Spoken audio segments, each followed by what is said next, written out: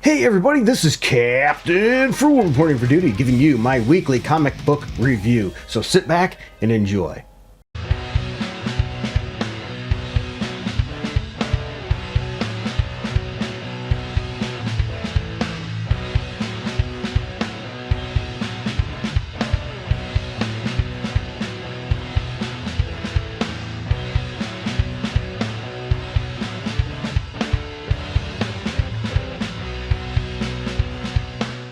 Alright everybody, for those of you that know the drill, I go over a bunch of comic books for the week that I chose to read. Now I didn't have time to read everything, so if I missed something you think I should have read, let me know in the comments below. Also, you may disagree with me on some of my choices. If that's the case, that's alright. Let me know below. Let's just try to keep it civil. My goal is to bring back the old schoolyard days, you know, where we would be in discussing what hero could beat who or what comic book was good and not. And I come armed with my trusty notes, so you'll hear the paper rattle because I do it a little bit old school. I do my grading on a scale of 0 through 10, 7 being average as a 70%. So I'm using schoolyard grading. But that's not all. I also use the League of Comics Geeks to give you other people's views as well as a brief overview of the comic book as well. So let's jump right in.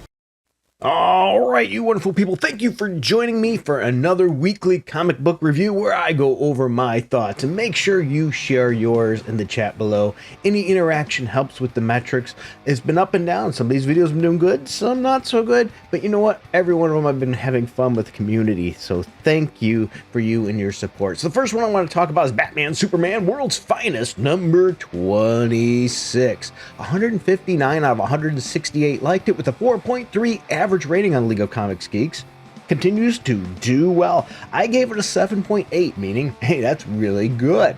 Writer Mark Waid, artist Dan Mora on this. Beware the power of the Doom Might. Yeah, it's as goofy as it sounds. Follow the imp-shattering events of the Batman Superman World's Finest 2024 annual. If you didn't read it, that one was actually all right. And issue number 25. Leading up to this, we have Mr. Mitchell... I'm not even going to try to say that little dude's name, and Batmite to convince Batman and Superman that they're for real this time. Yep, somebody's been killing these little dudes, and it's up to them to get together and see if they can save the day. Good art in this issue.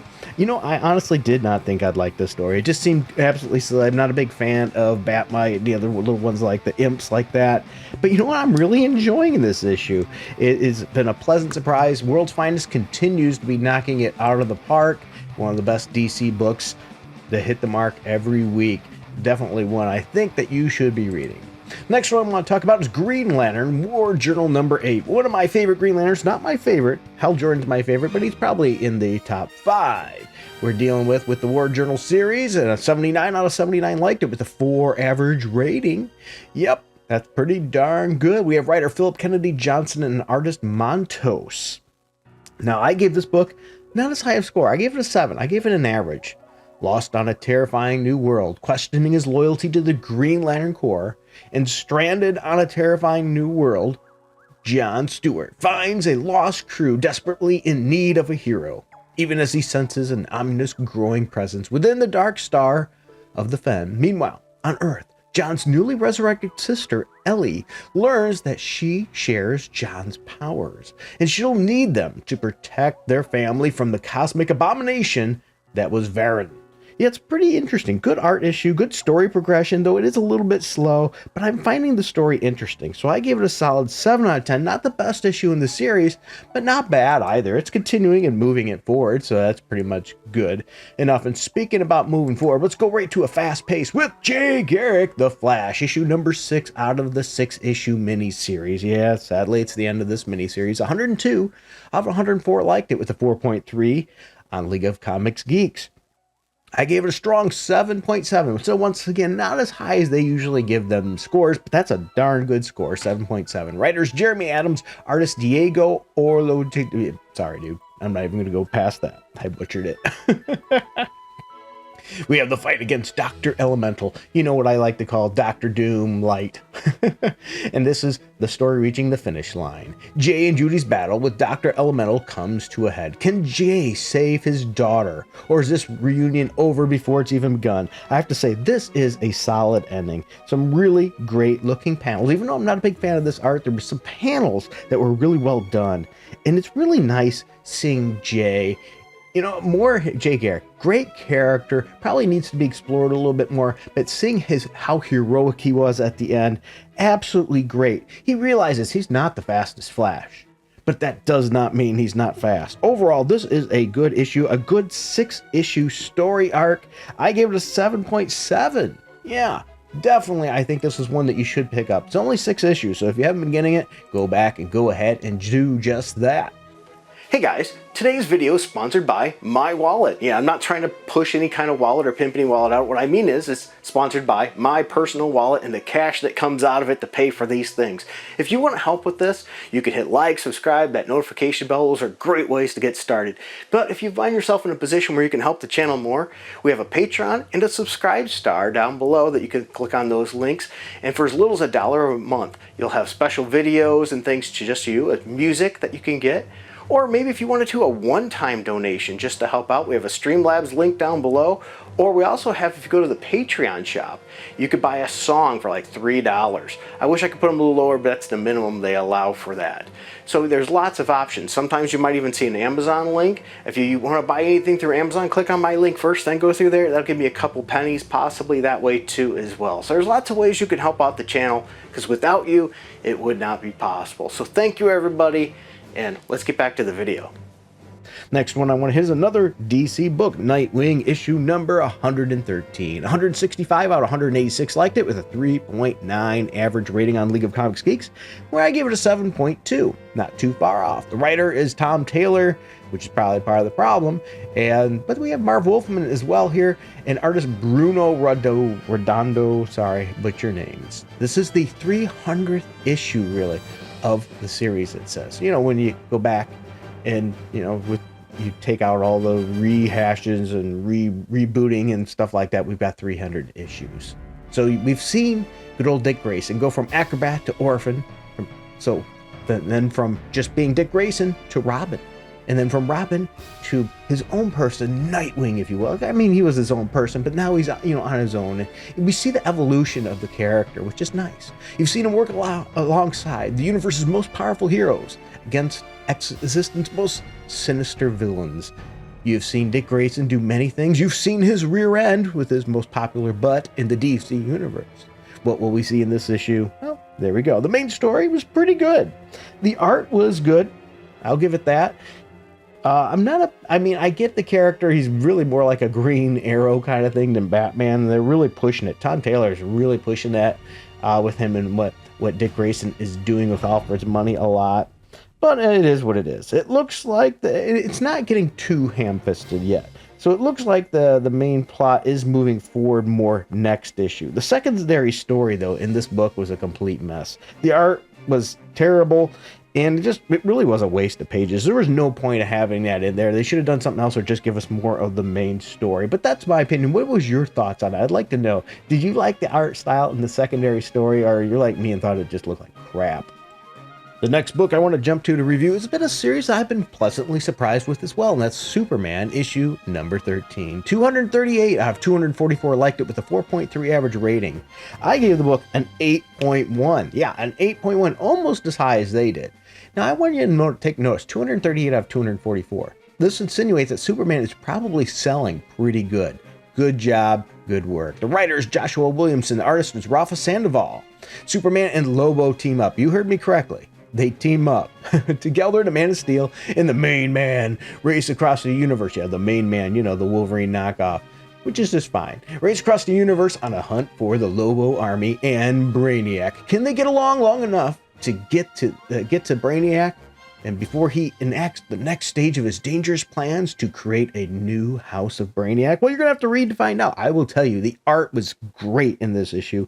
Interesting story. I must admit, I am really enjoying this event, the House of Brainiac, which I'm not a big fan of all these crossover events. Usually what they get in the way of the main stories of the other books and cause problems, but I'm enjoying this. I did not expect it. It's good characterization in this issue, good dialogue, and once again, I'm enjoying the House of Brainiac. I'll admit that. Here are my notes. I am enjoying House Brainiac. If you are enjoying the House of Brainiac, I would like to know too. Let me know in the comments. Are you enjoying this storyline? Or are you a little sad that it's getting in the way of, it is crossing over like things like Green Lantern and stuff, which I think it could have maybe not done that, but I am enjoying it. The next one, I'm going to switch gears and go over to Marvel, and I read Ghost Rider Final Vengeance #2. I have to say, that cover's pretty darn cool. There's some alternate covers that are pretty good as well. The main cover, though, is pretty darn cool. 66 out of 69 liked it with a 4.1 average rating on League of Comics Geeks, where I gave it really close. I gave it a 7.8. Yeah. We have writer Benjamin Percy, artist Danny Kim. And I say, we have that new Ghost Rider, whether you like the hood or not. That's what it is, what's going on there, and what's going to happen with Johnny Blaze. Yeah, well, we see a little bit of Johnny Blaze at the end of the issue to continue, so he's not down and out completely yet. But what's going to happen? He's not in a good place. What are we going to deal with? What are we going to do with this hood? Though I still say there's some issues here. First of all, cool cover, good art. But the story really doesn't make sense from the very beginning, the very premise. If Mephisto could have done this, why through all this time would he have allowed Ghost Rider to be such an issue? It doesn't make any sense. Now, if you forego that, all that aside, it's an interesting, fun story, but you do have to get past that. The whole premise of the story makes zero sense at all, but it's been good. Speaking of good, here is a book that you should be reading, and that's Cobra Commander #4. 148 out of 149 liked it with a 4.4 average on League of Comics Geeks. And I'd like to know who the one person is that didn't like this book, because I gave it an 8. That's a strong score. This book has been great. Joshua Williamson is the writer and been knocking it out of the park. And we have the artist Andra Milana. Sorry if I butchered that name. We have more of the Energon universe story crossover still continuing on here. And this universe is in danger. Cobra Commander has found a new ally that's willing or not, that may just make him unstoppable. Unless, of course, someone is one step ahead of him. We have some great stuff. This is truly a fantastic issue. Great story. We have Nemesis Enforcer versus Cobra Commander. And I think Cobra Commander deserves more than what he gets for respect. This story continues to unfold and is interesting on every panel of the book. It is a must read for G.I. Joe fans, and we're going to get some more G.I. Joe characters coming in next issue. We know we're going to get Destro very soon. So if you're not reading this, I really think that you are missing out. You should most definitely be getting Cobra Commander. Please give it a shot. Even if you're not a G.I. Joe fan, this still, I think, is going to be worth your time. It's an interesting read. It's an interesting story with some twists and turns and some real good brutality.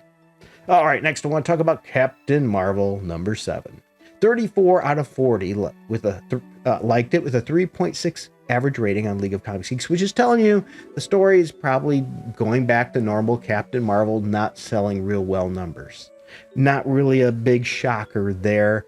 And not, it got an okay rating, but not as many people are liking it. And I get it. I give this book a 7. It's a 7 at best, really. The writer is Lissa Wong. Artist is Jan Bazudula. And the Undone is done with waiting for the Negabands.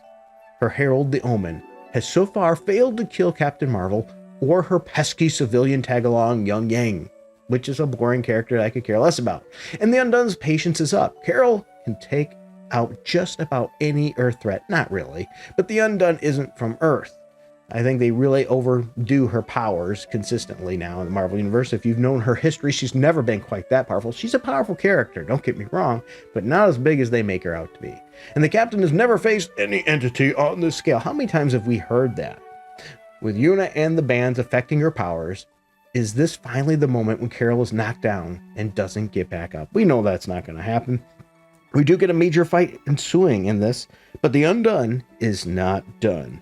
It's decent art, it's okay action, and it's an okay story. You notice what I keep saying there, okay, and that's the problem with this series and a lot of writers that keep doing Captain Marvel. We keep getting an okay story, not enough to make somebody go, hey, you should go out and get this book and then spread it and continue in elevated sales.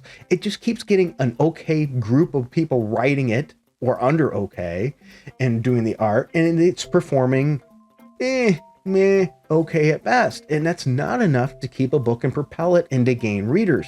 If you have a character supposedly so popular as the Marvel Universe tries to push, or a certain group of political people, minded people, and ideology, well, then this would be doing better.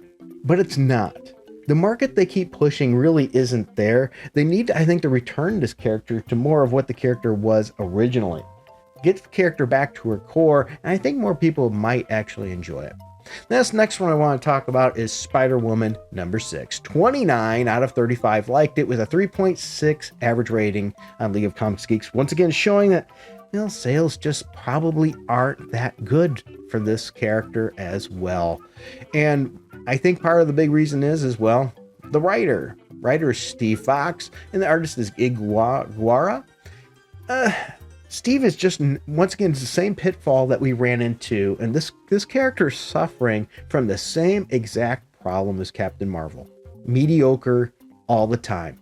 San Francisco bound, brokenhearted, Jess decides to leave New York for a fresh start. But the trek across country will not be a smooth ride. A new adventure starts here, introducing some new faces with the potential to become new champions. It's a pretty solid issue, and it's good art, actually, and it's got some good action. But the characters themselves aren't that great. I could do without the whole little shoehorn things in, too, that this writer tries to throw in to normalize, like the two daddy thing. Yeah, it did it. Marvel continues to stick with this kind of stuff in our faces. Now, before you go and call me a phobe and all that, I wanted to point out this is why I say this. Marvel, remember, was the world outside your window. If you were to believe the way Marvel's writing, half the population is gay. It doesn't make sense. I'm sorry, it's almost every issue of these, and notice the writers in the series, they usually tend to be more female-led series that they push this stuff in. They must think that's that target market, and that's the problem that Marvel's suffering. That target market doesn't exist. I'm sorry, first of all, that percentage of people that are going to really appreciate that are not reading these books in the first place.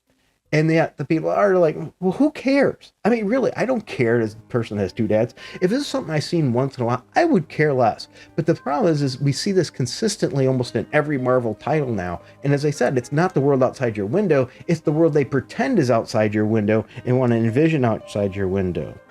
And another big thing, probably one of my biggest flaws of the storyline, is I don't like the idea they aged up her son. Is it because they don't want to write her with a kid anymore? Do they realize they pigeonholed themselves story-wise? I don't know. But I just don't think it works. The whole premise doesn't work. The story just isn't really that captivating. It suffers that same, it's okay kind of thing. So, Fox dropped the ball on this one. And there's just not enough meat on the bone here to really say, hey, Spider-Woman's worth checking out. The next book I want to talk about is Black Widow and Hawkeye number 2. Yeah, 52 out of 54 liked it with a 4.1 average rating on League of Comics Geeks. I gave this book 7.1, so once again, not as high as they did. Cover's pretty cool. There's some cool alternate covers as well for this book. And let's talk about that. The creator, Stephanie Williams, is the writer. Artist is Paolo Venanelli, which again, I probably butchered. When tensions between Black Widow's symbiote and Hawkeye put Clint's life in danger, Natasha will have to decide where her loyalties lie. Well, what happens really is Clint gets hit with a poison dart. The symbiote can heal him, but the symbiote doesn't really like him because, well, they're, issues. We'll just go with that. And anyway, we're getting more of this story as it slowly moves forward. Decent art. There's decent action in this issue. The story progression, though, in this issue was a bit slow. But I will say it's an interesting story, but they need to get the story moving. I give this a 7.1, not quite as high. It was an okay story. And I actually do like Natasha with the symbiote, though I don't hope it stays super long term. It is a cool concept, but I think they delude the whole symbiote thing. First of all, I'm not a big fan with the zillion symbiotes running around. Everybody at this point has had a Venom symbiote. It takes away what makes that thing special to begin with. And I think they've been stretching the whole symbiote thing for years, and that's been a problem. The next one I want to talk about is Giant-Sized Hulk issue number 1. 52 out of 59 liked it with a 3.8 average rating on League of Comics Geeks, and I gave it a 7.2. Now I want to preface this, I am only, and this is, I am only grading it based on the main story. The secondary story, which is a reprint, I'm not grading that. Okay, I'm not including that. There is some ulterior covers, one that are better than the main one too as well. So keep that in mind. The writer is, we have here for Peter David, and we have Philip Kennedy Johnson writing. We have Andra Barak, oh, sorry dude, is the artist, which I butchered his name. Okay. And anyway, we have two stories here. One reprint, which is a good classic reprint. I have the original anyway, so if you haven't read that before, you might want to check that out and enjoy it. Little throwback to Peter David there.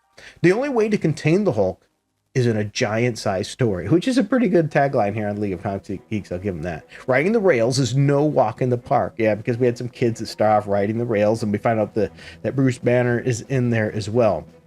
But then something happens. There is a creature on that train, a gruesome threat that says the people that ride the train have to pay the toll, and that toll could be their soul or whatever it is. And Hulk's like, oh, heck no, we ain't doing that. And I have to say, I'm only reviewing the main story here. The story's okay. The art is okay. There's some good action in this, and it's a pretty cool villain. I like the villain. It's a nice, dark, evil, kind of sinister thing. I just wish the art was a little bit better. As I said, I gave it a 7.2. Nothing bad there. But, I mean, this is a lot of money to pay for a book when, part of it is a reprint. It's a $6.99 title. Whereas, maybe it's because I already have the original, so it doesn't make the rest worth it. Could be. But otherwise, I would recommend checking it out, especially if you like some older school Hulk. Pretty good. Now, the last one I want to talk about here is Avengers Twilight #5. I think this story and this book has been picking up steam with people. 175 out of 179 liked it with a 4.5 average rating on League of Comics Geeks. Very solid numbers, very solid score, and I gave it an 8 as well, so I'm thinking it's quite good. Writer is Chip Zdarsky, artist is Daniel Arcuna, and America and democracy are under attack. Can the Avengers of Tomorrow save the country from itself as their greatest enemy dismantles everything Captain America holds dear? It's a battle decades in the making, and no one is safe. The art has grown on me. I didn't like it at first. I'm starting to like the art now. I will say the last page reveal on this issue is a wowie. It's like, I've seen it as like, wow, that's cool. Something's going to go down.